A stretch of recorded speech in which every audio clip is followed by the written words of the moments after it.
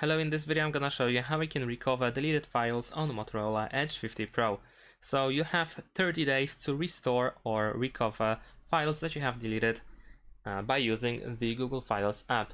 So we can go to Google Files app, then in the top left corner we have these three lines. You can tap on it and then go to trash, and over here you will find everything that you have removed from your last 30 days.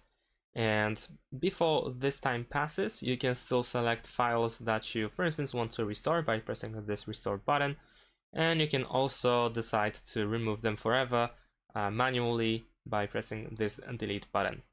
But since you want to recover, then you can simply select by pressing the circle and then choose restore.